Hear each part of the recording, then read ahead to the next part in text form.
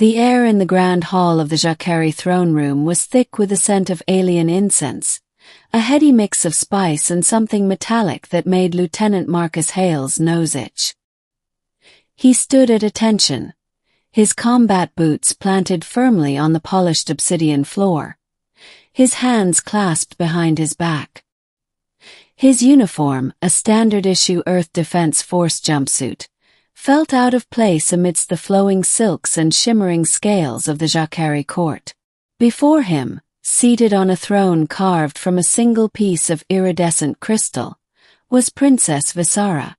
Her presence was commanding, her elongated sapphire-blue eyes piercing through him like lasers. Her skin shimmered with a faint bioluminescence, and her crown of woven silver vines seemed to pulse with an otherworldly energy. She was beautiful in a way that was both mesmerizing and terrifying. "Lieutenant Marcus Hale of Earth," she said, her voice a melodic yet chilling echo in the vast chamber. "You stand before me, accused of trespassing on sacred Zha'Kari soil during our most revered mating rite.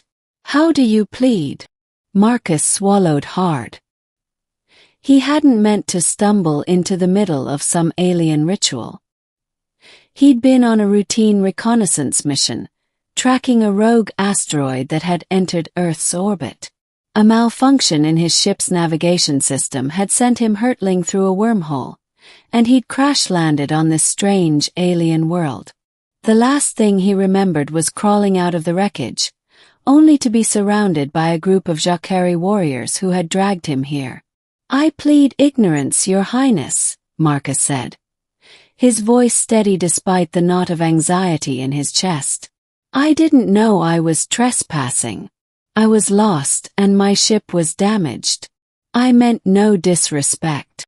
The princess leaned forward, her gaze narrowing. "Ignorance is no excuse, human. The mating rite is sacred to my people. It is a time of bonding, of unity, of ensuring the survival of our species.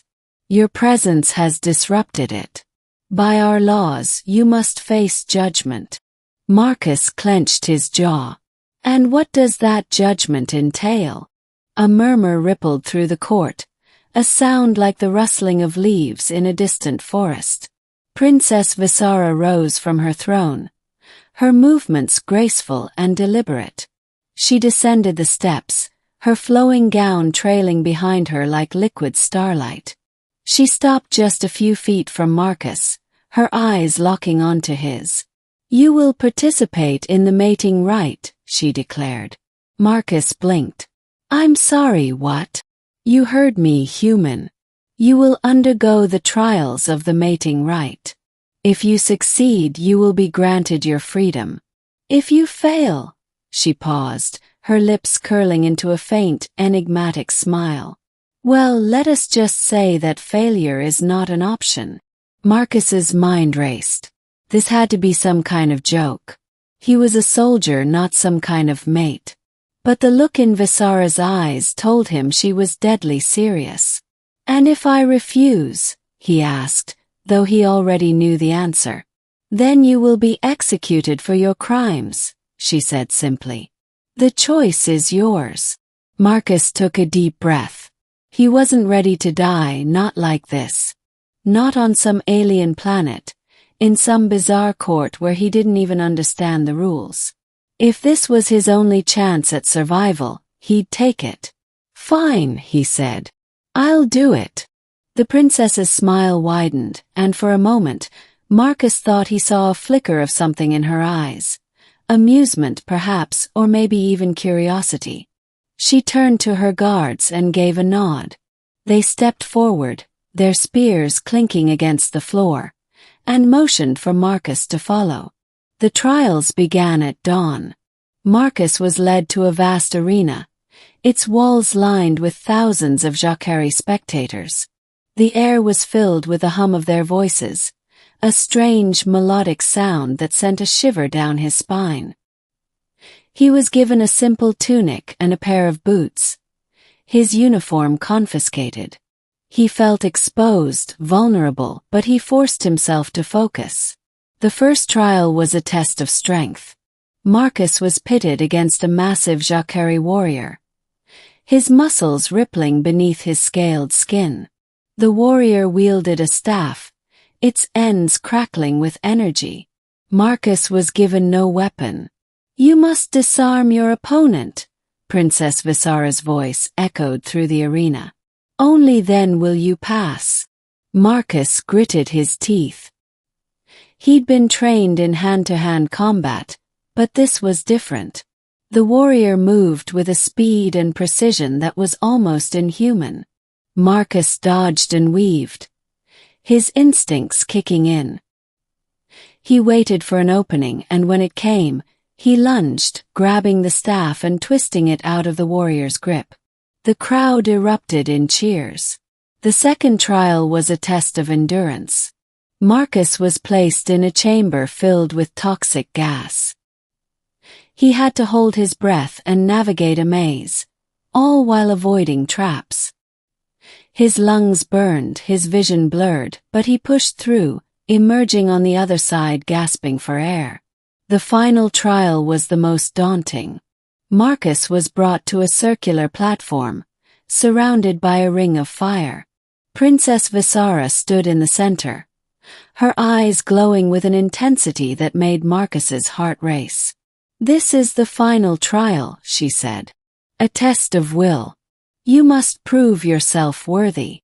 Marcus stepped onto the platform, the heat from the flames licking at his skin.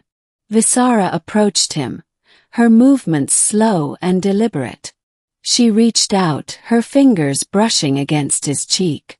A jolt of electricity shot through him, and he felt a strange connection, as if their minds were merging. Images flooded his thoughts, visions of her world, her people, their struggles and triumphs. He saw her loneliness, her duty, her desire for something more. And then he saw himself not as a soldier, but as something else. Something important. The flames died down, and the crowd fell silent. Visara stepped back, her expression unreadable. "You have passed the trials," she said. "You are worthy." Marcus let out a breath he didn't realize he'd been holding. "Oh, I'm free to go." Visara's lips curved into a smile. "Not quite. You have proven yourself, but the mating rite is not yet complete. There is one final step."